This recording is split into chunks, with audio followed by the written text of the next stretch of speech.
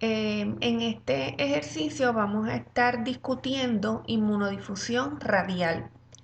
Recordemos que la inmunodifusión radial es una prueba de interacción secundaria y que estas pruebas de interacción secundaria lo que detectan es que se formaron agregados de antígeno-anticuerpo. Si ese antígeno que participa en esta reacción es un antígeno grande particulado, como es el caso de las células, pues a esa prueba le llamamos una prueba de aglutinación. Si por el contrario el antígeno que está participando es un antígeno pequeño, entiéndase en moléculas, pues cuando se forman estos agregados le llamamos precipitación. Y la prueba de inmunodifusión radial cae dentro de esta categoría cuando evaluamos la precipitación en agar o agarosa. También la prueba de Auster-Loney que habíamos discutido la semana pasada cae en esta categoría. Si recordamos, Auster-Loney se utiliza para conocer el grado de identidad que presentan dos antígenos entre sí. Y si miramos la foto que está en la parte inferior izquierda, fíjense que en Auster-Loney colocábamos generalmente la muestra que contiene anticuerpos en el pocito central y en los pocitos de la periferia colocábamos los diferentes antígenos. Si yo quiero saber qué relación hay entre el antígeno 1 y 2, verifico qué ocurrió en esa esquina con las líneas o bandas de precipitación. Si observamos en la foto, pues esas líneas se fusionaron. Por lo tanto, antígeno 1 y antígeno 2 son iguales. Lo mismo ocurre cuando evalúo antígeno 2 con antígeno 3. Si miramos antígeno 2 con antígeno 3, ocurre lo mismo, por lo tanto, 2 y 3 es lo mismo. Y cuando evalúo antígeno 3 con antígeno 4, las bandas de precipitación también se fusionaron en esa esquina donde quedan esos pocitos adyacentes, indicativo de que son lo mismo, y lo mismo ocurre entre 4 y 1. Entiéndase que lo que se colocaron en los cuatro pocitos es la misma muestra. En el caso de la inmunodifusión radial, que es el ejercicio que estamos discutiendo hoy, pues esta prueba la utilizamos para determinar la concentración de antígeno que está presente en una muestra.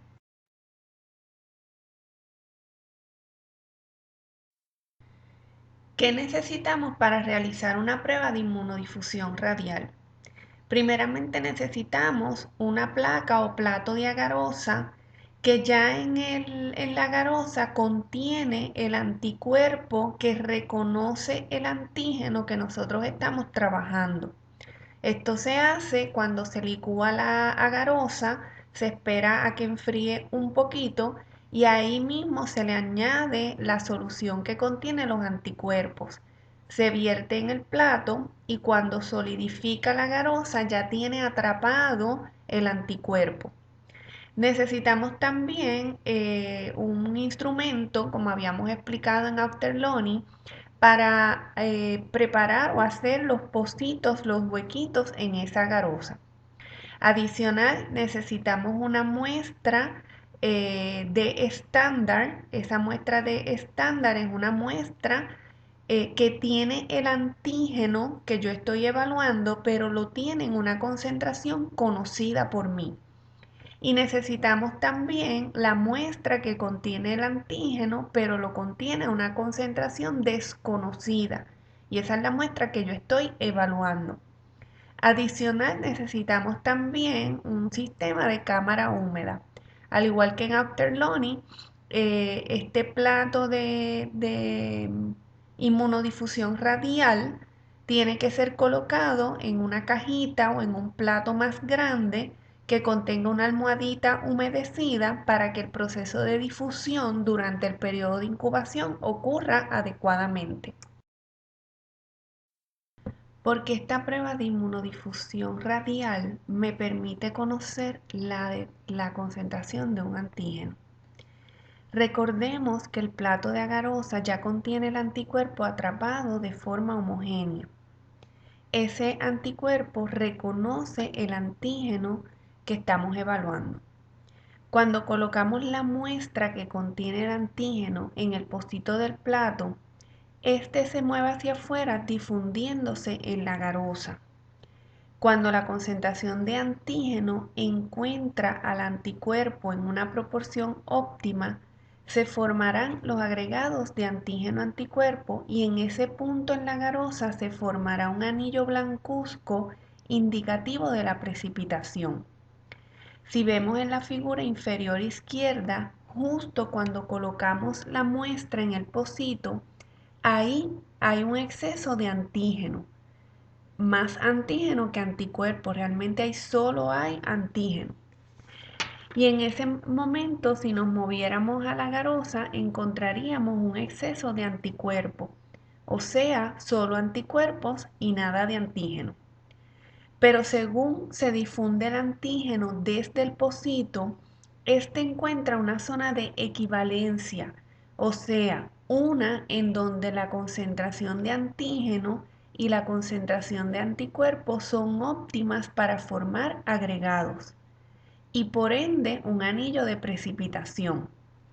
Si la concentración de antígeno es menor, como en el plato de la figura inferior derecha, entonces la zona de equivalencia estará más cerca del pocito y veremos un anillo blanco de un diámetro menor.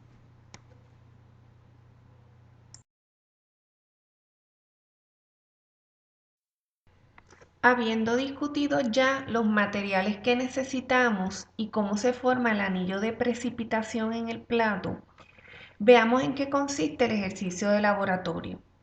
Si nos fijamos en el objetivo es conocer la concentración de albúmina que está presente en una muestra problema. Le llamamos muestra problema porque en esa muestra hay algo que desconocemos y por eso estamos haciendo este ejercicio. ¿Qué desconocemos en esa muestra? La concentración exacta de albúmina que está presente en ella. Para esto necesitamos un plato de agarosa que ya contenga el anticuerpo atrapado. Como el antígeno que estamos evaluando es albúmina, pues ese anticuerpo que yo añadí a esa agarosa tiene que ser uno que reconozca la albúmina. Por eso le llamamos antialbúmina. Lo segundo que necesitamos es trabajar con las muestras. Fíjense que en el centro del plato colocamos la muestra problema. Esa es la muestra donde nosotros queremos conocer la concentración de albúmina que está presente. Pero en los pocitos de alrededor van nuestros estándares. Recuerden que el estándar es una muestra de concentración conocida. En este caso, el estándar que me da el ejercicio es una muestra de albúmina que está a una concentración de 2 miligramos por mililitro. Pero con este estándar que está a 2 miligramos por mililitro, yo puedo preparar mediante dilución seriada varias concentraciones diferentes. Si miramos el dibujo que tiene los microtubos donde estoy preparando la dilución seriada, fíjense que tengo primero el estándar que me da el ejercicio de 2 miligramos por mililitro de albúmina y luego tengo 4 tubos adicionales, cada uno de ellos con 50 microlitros de PBS. El PBS se utiliza para diluir la muestra. Si al primer tubo que ya tiene 50 microlitros de PBS, yo le añado 50 microlitros del estándar de albúmina, pues ahora voy a tener un tubo que tiene un total de 100 microlitros. Pero de esos 100 microlitros, 50 son del estándar de albúmina. Por lo tanto, esa dilución es 1 en 2. En ese tubo yo voy a tener una concentración de albúmina que está a 1 miligramos por mililitro. Si de ese estándar a 1 miligramo por mililitro yo diluyo nuevamente en otro microtubo, transfiriendo 50 microlitros al microtubo que previo ya tenía 50 microlitros de PBS, yo estoy haciendo una dilución de 1 en 4. Recuerden que es una dilución estándar, así que yo siempre voy a considerar la concentración del original. En este caso voy a tener una muestra que contiene 0,5 miligramos por mililitro de albúmina. De esa que ya está a 0,5 miligramos por mililitro, voy a volver a diluir, haciendo lo mismo. Transfiero 50 microlitros de ese tubo a uno siguiente que ya contenía 50 microlitros de PBS. Por lo tanto, la concentración de albúmina en este tubo es de 0,25 miligramos por mililitro. Y finalmente repito una vez más la dilución seriada, consiguiendo un estándar final que está a 0,125 a 0,125 miligramos por mililitro.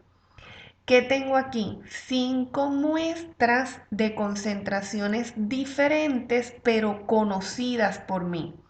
Y esas muestras son las que voy a colocar en los pocitos de la periferia. Luego ese plato lo voy a incubar a temperatura ambiente por 24 horas en cámara húmeda y luego voy a observar el plato para medir los diámetros de los anillos de precipitación. Antes de pasar a ver los resultados, volvamos al plato para observar dónde fueron colocadas esas muestras. Fíjense que en el pocito del centro se colocó la muestra problema, la muestra donde yo quiero conocer si hay albúmina y a qué concentración está. Y en los pocitos de la periferia se colocaron los diferentes estándares, en otras palabras, las muestras que contienen albúmina pero a concentraciones conocidas por mí. Fíjense que en el pocito 1 se colocó la muestra que tiene una concentración más baja de albúmina, tiene solamente 0,125 miligramos por mililitro.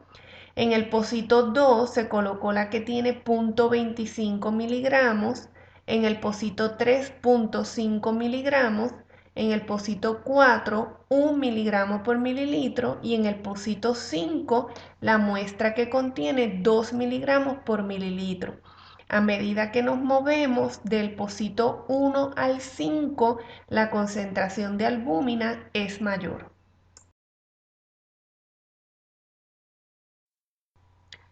Aquí los resultados obtenidos del ejercicio de inmunodifusión radial. Si se fijan, tanto A, B y C están mostrando lo mismo. A es un esquema, un dibujo de los resultados. B es un plato real realizado el año pasado en este mismo ejercicio. Y C es una foto que ilustra lo mismo tomada del internet. Van a utilizar A para llenar la tabla que se encuentra en la página 131 del manual. Si se fijan, lo que hay que hacer es que con una regla calibrada en milímetros se va a medir el diámetro del halo de precipitación.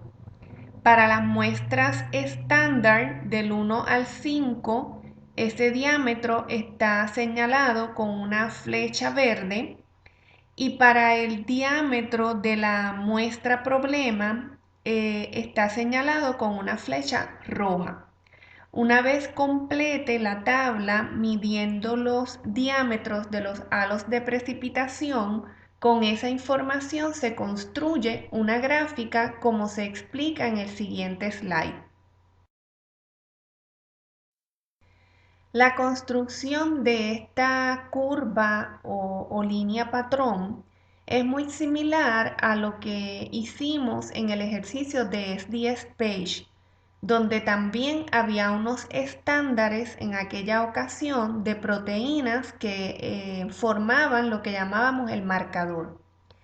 Aquí cada estándar de albúmina, y tenemos 5 identificados como 0.125 miligramos por mililitro, 0.250, 0.50, 1.0 y 2.0 miligramos por mililitro, tiene un par ordenado que podemos observar y encontrar en la tabla que completamos hace un ratito.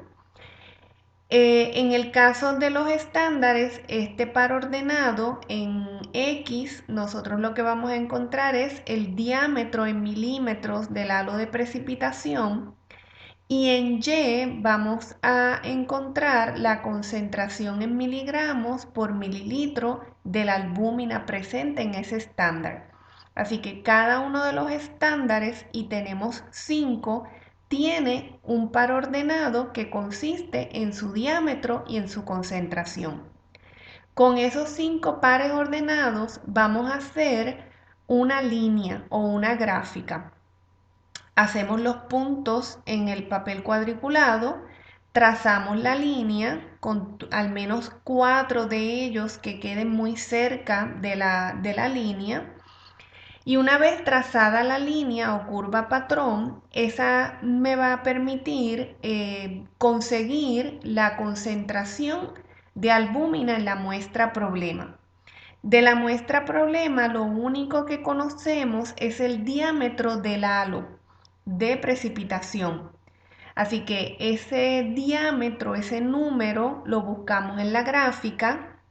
Subimos hasta la curva patrón, tocamos la línea y extrapolamos hacia el eje de Y, donde de ahí voy a obtener la concentración de albúmina que está presente en la muestra problema. Esta gráfica la pueden construir en el cuadro cuadriculado que se encuentra en la página 132 del manual de laboratorio.